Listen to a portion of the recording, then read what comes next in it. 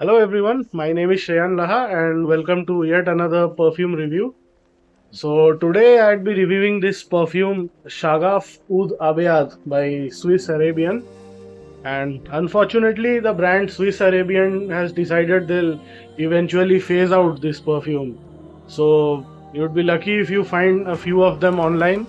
In fact, there are a few of them, more than a few of them online, but that wouldn't be the story in the next 1 or 2 years. So after I review this perfume, I'd also suggest some alternatives to this discontinued gem later on in this video. So let's start with the brand, because whenever we hear Swiss Arabian, we might think it's a Swiss company, but it's a UAE based brand which is better known for its traditional perfume oils, or itr or atar instead of perfumes. So normally I don't glorify or even speak about brands, but Swiss Arabian is a brand which has largely stayed under the radar for quite a long time. Now, when they first came into existence in 1974, they did something which set the benchmark for most traditional litre making companies across India, Middle East, Southeast Asia. They manufactured this perfume oil called Jannatul Firdaus Atar, and this perfume oil wasn't something new. The Jannatul Firdaus had existed for 100 200 years before them, but what they did was they made it more popular. They partnered with Givaudan to produce the best quality, and subsequently their version of Jannatul Firdaus Atar became the gold standard. And immediately after its success, they launched the Dehna Oud, and with this their popularity skyrocketed and they cemented their legacy as one of the best perfume oil brands in the entire Middle East. Now, gradually, they expanded their business to perfumes in 2010. Coming back to Shagaf Oud Abayad, it belongs to the Shagaf Oud series from Swiss Arabian. Other flankers include Shagaf Oud, Shagaf Oud Aswad, and Shagaf Oud Tonka. And this one, surprisingly, is the least popular. But this has grown on me the most. On first wearing, I clearly remember when I tried it for the first time 3 years ago. I believed this wasn't for me, although I did admire its distinct scent profile and the creativity of the perfumer. And as it dried down, I found it appealing, and after 20 to 30 times, this became one of my top 5 fragrances. Now, its name can be misleading. Abyad in Arabic means white, so normally people might expect something similar to white oud fragrances. Now, white oud fragrances are something mellow. They are layered with the mix of vanilla, iris or lavender notes, but not this one. Top notes are oregano, pimento seeds and bergamot. Middle notes are myrrh, opoponax, olibanum, amber and citrus, and the base notes are smoke, leather, sandalwood, agarwood and patchouli. Its first impact would be dark, intense and smokiness to the power of extreme. And this is a kind of perfume which might not guarantee compliments, but one thing is for sure, it will ensure you smell distinct compared to everyone, and everyone notices you. Its sillage is loud, you'll find its presence lingering from a distance. And I actually liked one of its reviews from Fragrantica, and one of the guys told that this is like the Gandalf the White of the fragrance world. It opens with a sharpness of oregano, pimento, and when the incense and woods take over, it creates a radius around you which says, "You shall not pass." And that, I believe, is the most accurate description of this perfume.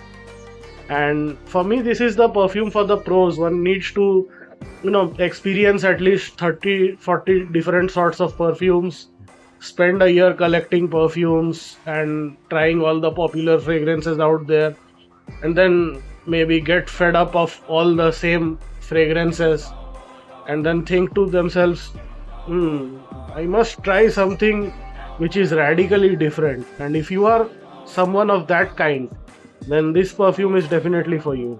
Another thing that I like about the perfume is its bottle. Its white box, silver cap, X designs, also effortlessly stylish. And as soon as you spray, you get this blast of cold spiciness. It's actually chilling. Now, this is not common in most oud perfumes. In most oud perfumes, the oud hits you with a warm heaviness.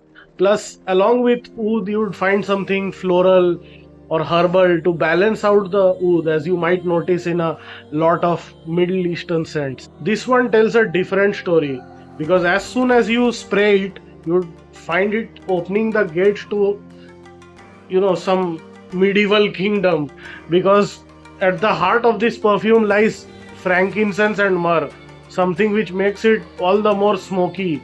The dry down is again where its magic lies. All of a sudden you'd find this smokiness evaporate into a mix of sandalwood, oud, leather, and all these sort of notes. And on the skin, you would gradually feel it being more warmer, richer, and powdery. You'd feel like you're wearing a perfume that cost significantly higher than what you have paid for. And that is something which I believe to be a primary criterion when we are searching for a signature scent. It should be different than others, something which reflects you and not necessarily the ones around you. Longevity wise too, this fragrance delivers. It lasts around 6 to 7 hours, and on a good day in winter it even lasts for as long as 9 hours.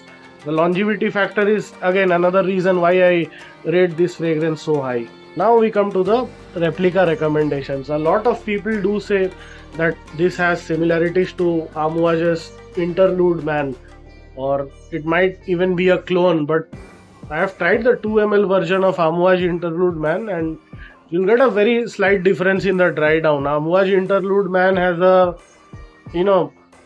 rather green chypre dry down apart from the smokiness, and this one is more powdery and balsamic in its nature. Apart from that, it's mostly similar, and obviously Interlude Man is the OG since it launched in 2012 and this one did in 2020. But scents like these are pretty common. There's Paris Corner's Killer Oud, there's Ard Al Zafran's Midnight Oud, there's Afnan Supremacy Incense, then Neelkant by Scentadelic. I've mentioned their name in the description and you can check them out. But one thing is there that you may ask me, that why did I rate a clone fragrance so highly? And the answer would be, Amouage wasn't that much of a well-known brand in India when I bought this Shagaf Oud Abayad for the first time. So I didn't even check Google. I had to fight my confirmation bias, and while writing the script for the video, I actually decided to do so, and thank God I did so, because even in my Insta account where I reviewed this in writing a couple of years back, I didn't mention Amouage Interlude. Also, there's memories attached to this perfume. Now, rarely has a perfume grown on me and I have bought it for more than 2-3 times. And in most cases, fragrances are a hit or a miss, but very few fragrances grow on you. So that's it for Swiss Arabian's Shagaf Oud Abayad, and I'll see you in the next video. And as always, thanks for your precious time.